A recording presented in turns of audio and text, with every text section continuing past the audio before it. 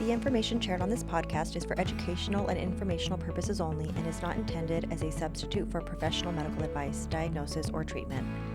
Always seek the advice of your physician or qualified healthcare provider with any questions you may have regarding a medical condition. Never disregard professional medical advice or delay seeking care because of something you heard on this podcast. The views and opinions expressed by guests or hosts are their own and do not necessarily reflect the official policy or position of any affiliated organizations. Reliance on any information provided by this podcast is solely at your own risk.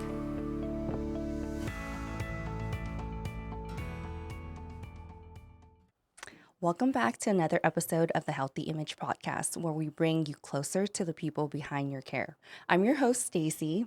Today's episode is all about growth, culture, and the journey behind the scenes. We're sitting down with Kristyn to talk about her path from tech aide to imaging site manager and what makes the culture here at Huntington-Hill so special and what it really takes to grow in healthcare. Whether you're a patient, a future healthcare professional, or just curious about how it all works, this episode is for you. Welcome, Kristyn. Thank you. You know, it's crazy to think that I've asked you so many times, and I'm so happy to have you here today because I really do think your journey is very special. When I first met you, I remember you like as a tech aide. And so I think seeing you grow as we all grow within the company is so amazing to see. Yeah, I've started way back when, and I just started at the front office. So there's so many different things and avenues that I've pursued. So it's fun. How would you say the culture is here at Huntington-Hill? It's like a family. We are with each other so many times, so long throughout the day. So it's a family culture. We spend, I can't even say how many hours a week talking to each other on the phone, whether it's at work or at home or anything like that. So it is a family culture for sure. And I think that makes like the job a little bit easier, like knowing everything. Because sometimes, as I always said, like during COVID, I was like, I saw my co-working family way more than my actual family during COVID. So I do agree. How would you say like working here at Huntington-Hill versus like another place that you've worked at? Like, do you find that it's a little bit different? Well, the other places that I've worked with the doctors and I've worked with the techs also, but it's not the same because you don't have that friendly family environment as you do here. It's more of like each department kind of sticks to themselves, where I feel like here it's like all inclusive. Like everybody wants to talk to everybody. Yeah. We can all joke around, we can all laugh, and we know each other's personal lives because we make it that way. Yeah. And I also think that it's like not every department is out for themselves, right? They're like, we're one operating ship. We're not just your department versus my department, which I think makes things a little bit more special. Right. How does the team like support each other on like the busy days? Because there are busy days. Most days are busy. So yes, it does make it easier when we look over the schedules or when we are even trying to check in the patients that are currently in the office. It makes it easier when the techs are kind of looking and helping, making sure that the correct order is in the system and making sure that we don't need to call the doctor's office to get anything changed, that the patient is prepped correctly. All of that needs to kind of be inclusive and everybody needs to talk to each other. So what I'm understanding is like it's not just like the front desk's job, like the techs are involved. They're trying to make sure orders are correct even before the patient gets here. Oh yeah, most definitely. That makes it for a smooth encounter for everybody. Yeah. If we're all trying to scramble at the last minute when the patient's here, it makes us kind of not look as organized as we are. And I would hate to be like on the patient side, right? Like if wherever you get imaging done, if they're not doing the legwork before you get in, Right. imagine how bad the patient might feel. Like they're already confused about what is it that they need to go. Like what if it's like parking or just the driving directions, and they get there and they're like, wait, this is not the right exam. I'm not doing this. Like that's really inconvenient for the patient. It is very inconvenient for the patient because we are trying to make it as comfortable as possible, especially for our routine patients that come to see us every 3 months or every 6 weeks or whatever it may be. And then trying to make it a good environment. Yeah. So I do want to break down a little bit more about, we touched base a little bit about being a tech aide, but for someone who doesn't fully understand what a tech aide is, can you explain like what a tech aide actually does? It's the liaison between front office and the techs. Hmm. The technologists are the ones that scan it, Mm-hmm. but the front office is the one that checks it in. But there needs to be that connecting piece, that Mm-hmm. connecting puzzle piece that makes it all seamless. Mm. So it is somebody that can do the front office. It is somebody that can do a lot of the technologist Mm-hmm. side. So it's that in between person. You're like the glue that holds the front, the front to the back. You're the glue that Right. holds it together. What are some of the key responsibilities for like a tech aide?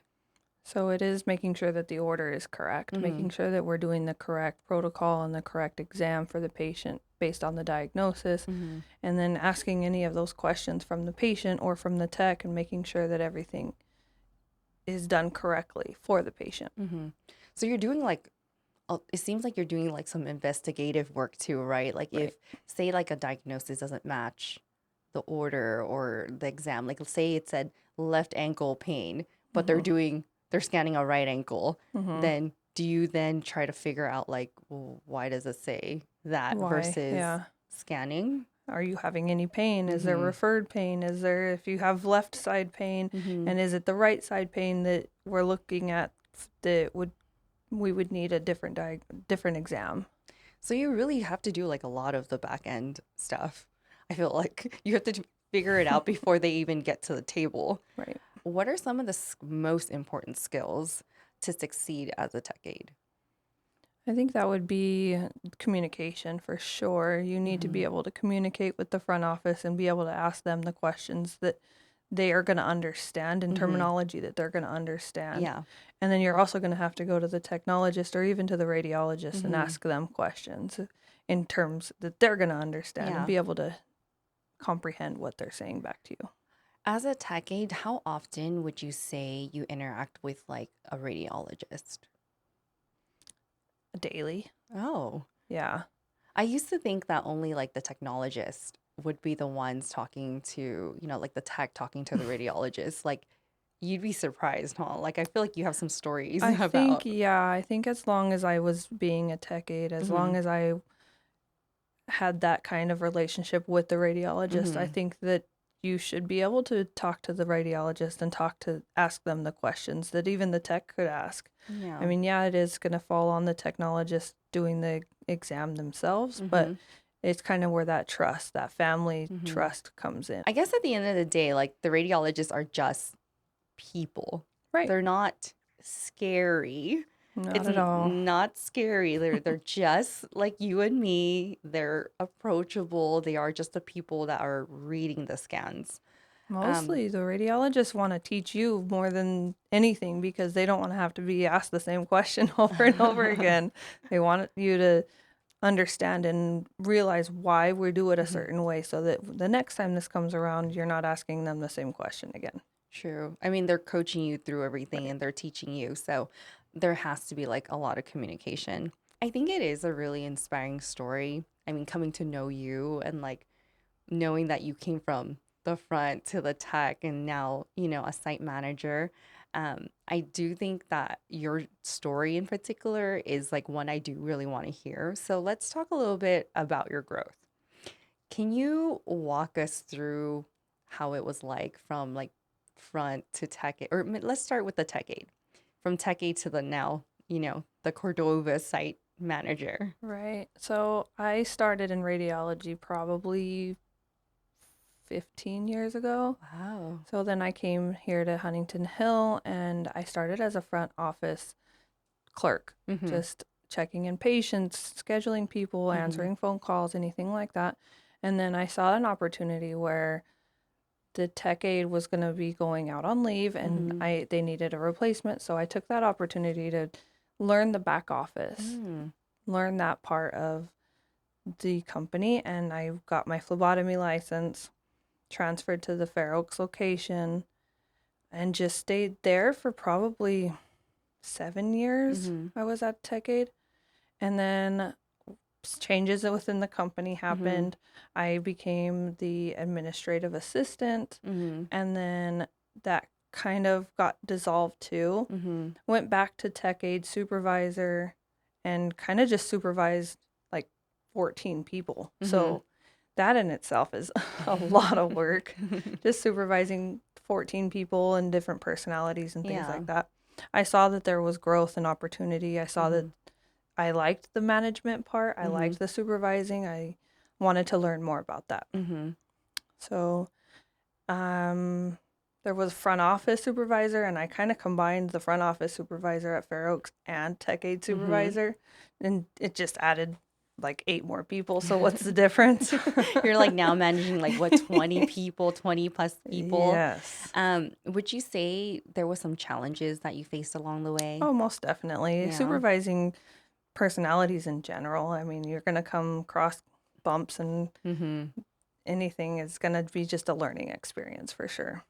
Was there a particular reason or something you realized that you were there? You were like, I can do this. I can supervise all the different characters and manage and do everything. Was there a particular moment in your career that you can remember? I think when I became the tech aid supervisor, I think that was the moment I was just like, okay, this is easy. As long as you can get along with people, you know what they're supposed to be doing and what they're learning from you, it kind of puts them at ease and you at ease, because they can kind of comprehend and grow from what you're teaching them. And that's my whole goal, is to just teach people and help them understand why we do things.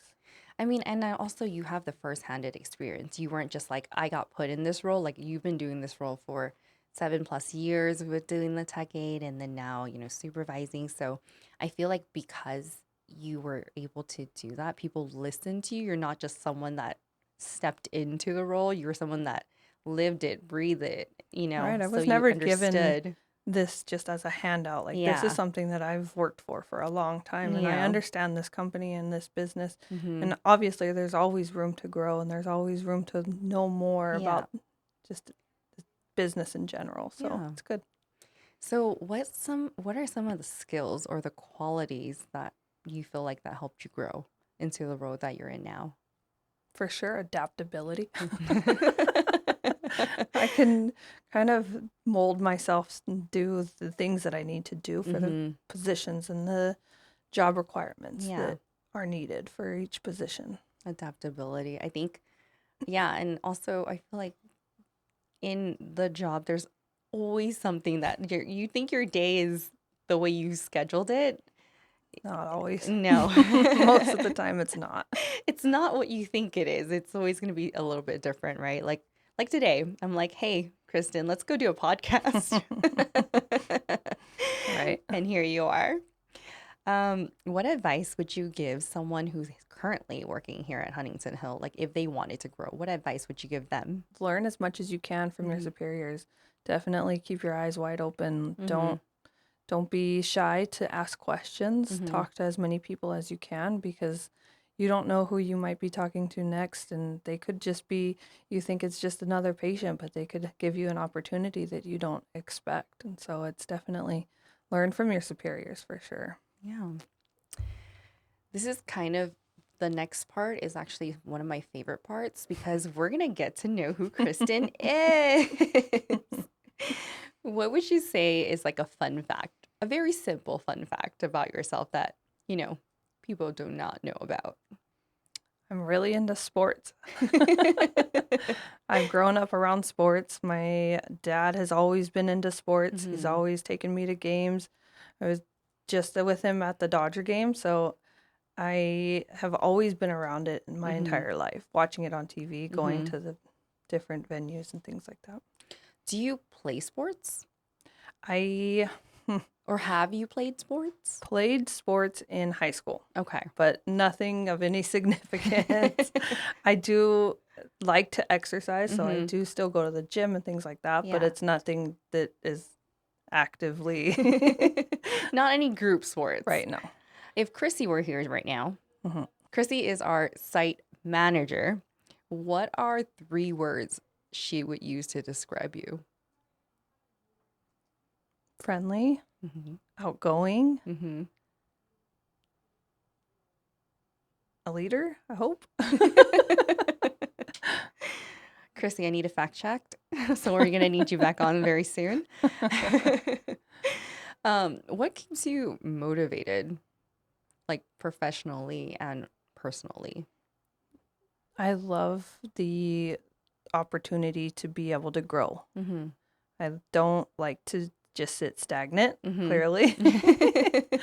I do like the opportunity that I can learn about a different modality or Mm-hmm. learn about a different license that needs to be renewed or anything that might involve learning more. Mm-hmm. So I am always reading up on things and Mm-hmm. listening to podcasts and just different articles to keep that going.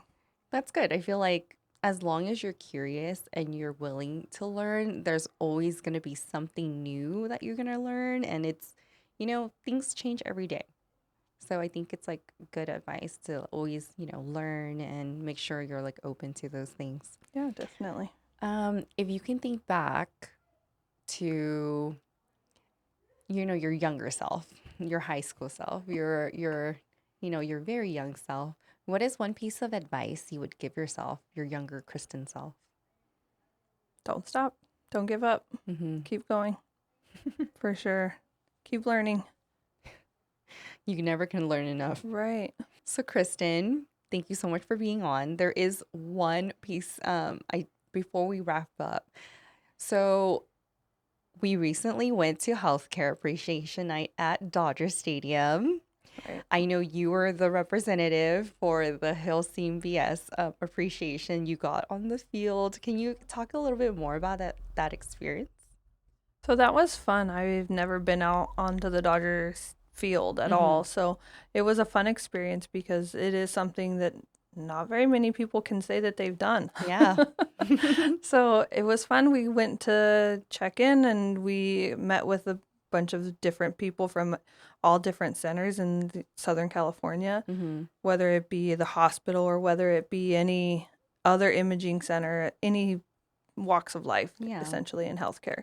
You can volunteer and you can get out on the field, and I don't think that very many people know that. Which was crazy because I remember being like, oh, there's Kristyn on the screen. And we're over here clapping. We're all like cheering you on. And we were so excited to see you. Yep. And we have pictures that we will insert either here or we'll post on our Instagram or our TikTok. But Fun. we were so proud of you. We were just like, thanks. one of us. It was a good experience. It was fun for sure. Would you do it again though? Yeah, that's so easy. So, I feel like as we're doing more events with the company, I think you are our representative for all other things that we go to. Oh, good. Oh, yay for me. or you can nominate someone else. There you go.